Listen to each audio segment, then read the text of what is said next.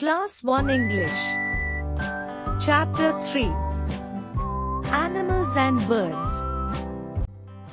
My name is Jaggu. I live in Nagpur. Come with me. I will tell you about the animals that live near my house. This is a dog. It lives near the gate. These are cats. They jumped up and down in the veranda of my house. This is a cow. It eats grass. This is a rat. The rat is very small.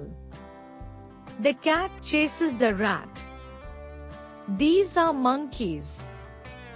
They swing and jump in the trees. There is a field beside my house. There are a few snakes in it. You have to walk carefully in the field.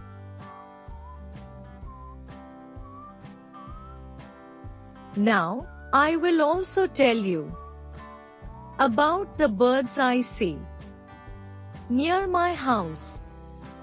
This is a crow. It is black in color.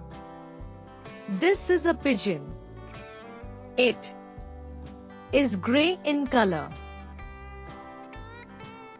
This is a sparrow. It is a small bird.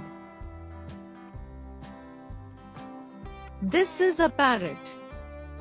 It is green and has a red beak. This is a peacock. It has many colors. I love animals and birds.